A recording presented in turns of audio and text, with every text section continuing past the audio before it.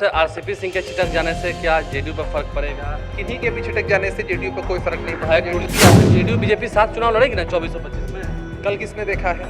चुनाव की घोषणा होगी तब तो पार्टी का आप वरिष्ठ कह रहे हैं 44 वेल है तो बोल दीजिए कि साथ साथ ही रहेंगे आगे। विश्वासघात तो हुआ ही है जनता दल यूनाइटेड के तो साथ। ये षड्यंत्र किसने रचा बताएंगे ना आप लोग को जो जानकारी मिल रही है। ये बिहार की जनता जानती है, यहाँ बताने की जरूरत नहीं। बिहार की जनता इसको अच्छे से जानती समझती है कि किन लोगों ने किनके कहने पर किस तरह से षड्यंत्र रचा है। नमस्कार, मेरा नाम आलोक है। आप लाइव स्ट्रीम देख रहे हैं। क्या बिहार एनडीए में सब कुछ ठीक नहीं है और जेडीयू के साथ विश्वासघात किसने किया? चिराग मॉडल पर भी सवाल खड़े हो रहे हैं। इस वक्त हमारे साथ जेडीयू के प्रवक्ता अभिषेक झा मौजूद हैं।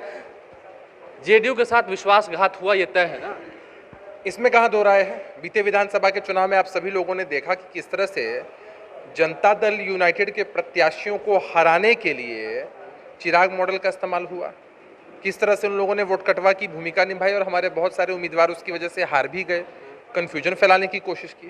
तो विश्वासघात तो हुआ ही है जनता दल यूनाइटेड के तो साथ। ये षड्यंत्र किसने रचा बताएंगे ना आप लोग को जो जानकारी मिल रही है। ये बिहार की जनता जानती है, यहाँ बताने की जरूरत नहीं। बिहार की जनता इसको अच्छे से जानती समझती है कि किन लोगों ने किनके कहने पर किस तरह से षड्यंत्र रचा है। तो इस षड्यंत्र का प्रक्षेप भी करेंगे जल्द? देखिए, हमारे राष्ट्रीय अध्यक्ष ने कल प्रेस वार्ता की तो उस प्रेस वार्ता में बताया ही कि आने वाले समय में सारी चीजें वो बताएंगे सिलसिलेवार तरीके से। नहीं, लेकिन जेडीयू तो डूबता हुआ जहाज है ना, दौड़ता हुआ जहाज है।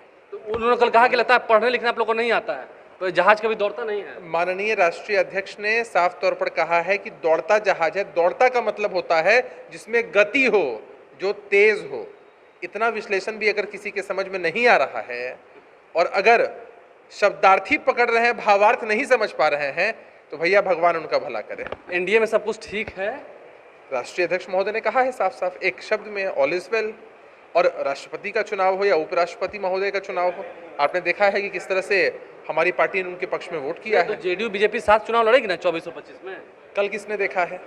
अब आप 2029 का पूछिए, 2034 का पूछिए। अरे कोई चुनाव की घोषणा तो हुई नहीं ना है। चुनाव की घोषणा होगी तब तो पार्टी का वरिष्ठ आप कह रहे हैं 44 वेल है तो बोल दीजिए कि साथ साथ ही रहेंगे आगे। भाई, हमारे राष्ट्रीय अध्यक्ष ने जब एक लाइन में आपको सारी बातें बता दी है तब उसके बाद प्रतिक्रिया क्या औचित्य है? लगता है कि सब कुछ ठीक नहीं है, क्या मनमुटाव शुरू हो गया?